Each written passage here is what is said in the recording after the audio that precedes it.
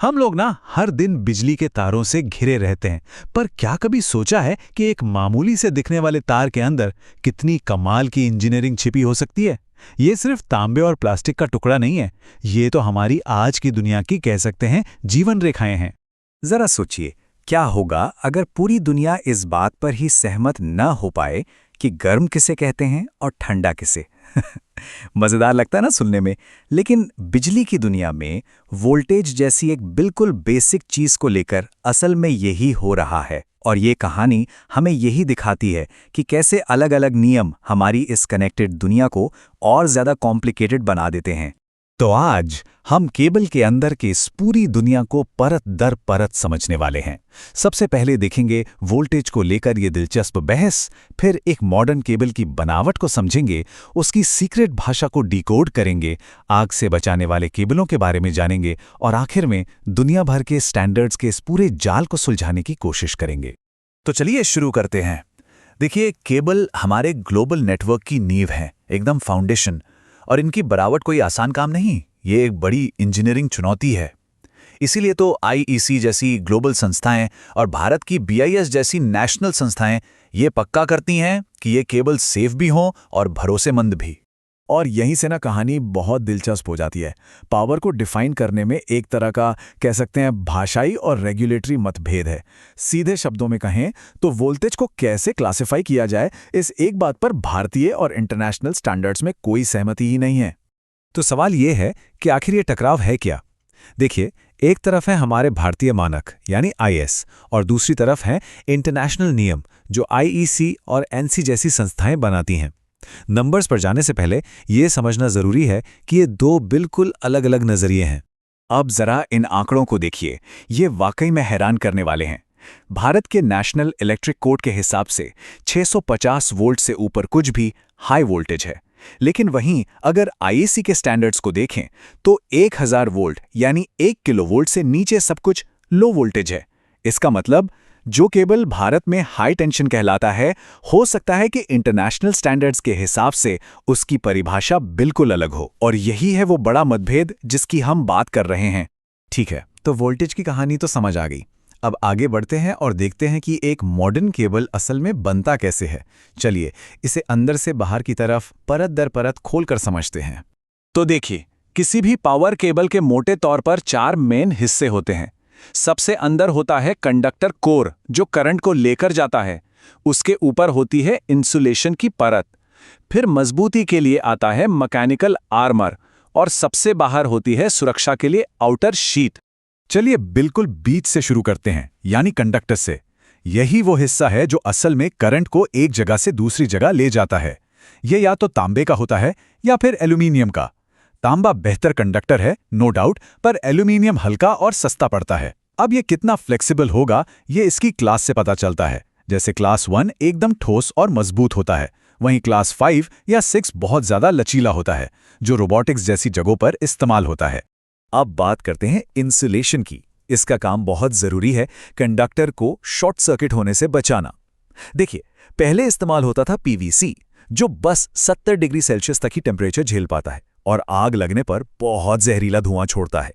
लेकिन अब modern cables में यूज होता है XLPE। ये 90 डिग्री तक आराम से काम करता है, पिघलता नहीं है और आग लगने पर कहीं ज्यादा सुरक्षित है। इसीलिए आज मीडियम और हाई वोल्टेज के लिए दुनिया भर में XLPE ही पहली पसंद है। इंसुलेशन के ऊपर आती है एक और परत जिसे कहते हैं आर्मर। ये केबल का सुरक्षा कवच है, समझ लीजिए। ये केबल को कुचलने, खींचने या किसी भी तरह के फिजिकल डैमेज से बचाता है। इसमें भी 2 तरह के होते हैं, स्टील वायर आर्मर या SWA, जिसमें मजबूत तार होते हैं और ये वर्टिकल यानी ऊपर से नीचे ले जाने वाले केबल्स के लिए बढ़िया हैं। और दूसरा है स्टील टेप आर्मर या STA, जिसमें चपटी पट्टियां होती हैं और यह तब काम आता है जब केबल को सीधे जमीन में दबाना हो। और सबसे आखिर में सबसे बाहरी परत है आउटर शीथ। ये केबल की फाइनल प्रोटेक्शन लेयर है जो उसे धूप, नमी और केमिकल से बचाती है। इसमें भी पीवीसी काफी कॉमन है, लेकिन अब पब्लिक जगहों पर सेफ्टी को देखते हुए लो स्मोक जीरो हैलोजन यानी LSH कंपाउंड्स पर बहुत जोर दिया जा रहा है।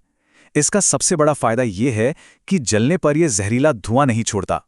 तो अब जब केबल के सारे हिस्से समझ आ गए हैं, तो चलिए अब असली मजेदार हिस्से पर आते हैं। इसकी सीक्रेट भाषा को डिकोड करना सीखते हैं। इंडियन स्टैंडर्ड कोड की मदद से किसी भी केबल को देखकर ही उसकी पूरी कहानी पता लगाई जा सकती है। तो ये जो स्क्रीन पर दिख रहा है, ये इंडियन केबल कोड को समझने की एक तरह से चाबी है। बहुत सिंपल है। ए का मतलब है एल्यूमिनियम कंडक्टर, और अगर ए लिखा ही ना हो तो मान लीजिए कि कंडक्टर तांबे का है। 2x का मतलब है XLPE इंसुलेशन, y का मतलब PVC, W है वायर आर्मर के लिए और F है फ्लैट स्ट्रिप आर्मर के लिए। बस इतना ही याद रखना है। चलिए एक असली उदाहरण से समझते हैं। मान लीजिए एक केबल पर लिखा है A2XFY। अब इसे डीकोड करते हैं। सबसे पहला अक्षर क्या है? A। इसका सीधा मतलब है कि इस केबल में एल्यूमिनियम का कंडक्टर है। ठीक है, अब आगे बढ़ते हैं। A के बाद लिखा है 2x, और जैसा हमने अभी देखा 2x का कोड किसके लिए है? बिल्कुल सही, XLPE इंसुलेशन के लिए, यानी इसमें मॉडर्न हाई टेम्परेचर वाला इंसुलेशन इस्तेमाल हुआ है। और अब आखिर में बचे हैं F और Y। F का मतलब है फ्लैट स्टील स्ट्रिप आर्मर, और Y का मतलब है कि सबसे बाहरी शीट PVC के बने हैं। तो लीजिए, बस इन कुछ अक्षरों से ही भारत के सबसे कॉमन पावर केबल्स में से एक की पूरी कुंडली हमारे सामने है। इससे पता चलता है कि ये कोड्स जानकारी को कितना आसान बना देते हैं। अब एक बहुत ही जरूरी टॉपिक पर आते हैं, आग। किसी भी केबल का असली टेस्ट आग में ही होता है। चलिए देखते हैं कि कैसे जिंदगियां बचाने वाली इंजीनियरिंग ने पिछले कुछ सालों में तरक्की की है। फायर सेफ्टी टेक्नोलॉजीज में एक जबरदस्त सफर तय हुआ है। देखिए, पहले थे स्टैंडर्ड PVC केबल, जो न सिर्फ आग फैलाते थे बल्कि जहरीला धुआं भी छोड़ते थे। फिर आए फ्लेम रिटार्डेंट यानी FR केबल, जो खुद ब खुद बुझ तो जाते थे पर धुआं फिर भी निकलता था। उसके बाद आए LSGH केबल, जिन्होंने जहरीले हैलोजन गैस और धुएं की समस्या को काफी हद तक हल किया। और आज सबसे एडवांस है फायर सर्वाइवल यानी FS केबल्स, जो आग के बीच भी क्रिटिकल सिस्टम्स को पावर सप्लाई देते रहते हैं। तो ये फायर सर्वाइवल केबल्स आखिर कितने मजबूत होते हैं? अंदाजा लगाइए। इन्हें 950 डिग्री सेल्सियस की भयानक गर्मी में लगातार 3 घंटे तक काम करते रहने के लिए डिजाइन किया जाता है। ये कोई छोटी मोटी बात नहीं। ये ISO 17505 और BS 6387 जैसे बेहद कड़े स्टैंडर्ड्स की जरूरत है।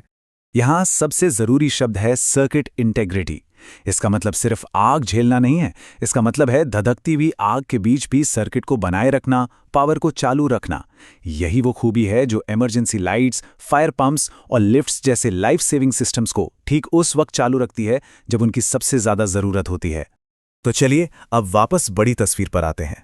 देखते हैं कि ये सारे नेशनल और इंटरनेशनल नियम एक दूसरे से कैसे जुड़े हुए हैं, और आज के दौर में एक बाइलिंगुअल इंजीनियरिंग अप्रोच क्यों इतनी जरूरी हो गई है। ये टेबल बहुत अच्छे से दिखाती है कि कैसे अलग अलग देशों के स्टैंडर्ड्स आपस में जुड़े हुए हैं। अगर ध्यान से देखें तो लो वोल्टेज पावर केबल हो या फिर फायर सर्वाइवल जैसी क्रिटिकल चीजें, इन सब के लिए ISC, IS और BS जैसे स्टैंडर्ड्स में एक सीधा कनेक्शन दिखता है। ये ग्लोबल कंप्लायंस का एक उलझा हुआ लेकिन बेहद जरूरी जाल है जो हर जगह सेफ्टी को सुनिश्चित करता है। तो आखिर में एक सवाल छोड़ जाते हैं, जैसे जैसे हमारी दुनिया और ज्यादा इलेक्ट्रिक और एक दूसरे से कनेक्टेड हो रही है, ये अनदेखे स्टैंडर्ड्स हमारे भविष्य की सेफ्टी और उसकी मजबूती को आखिर कैसे आकार देंगे? ये एक सोचने वाली बात है, क्योंकि हमारी आज की मॉडर्न जिंदगी की पूरी नींव इन्हीं स्टैंडर्ड्स पर टिकी हुई है।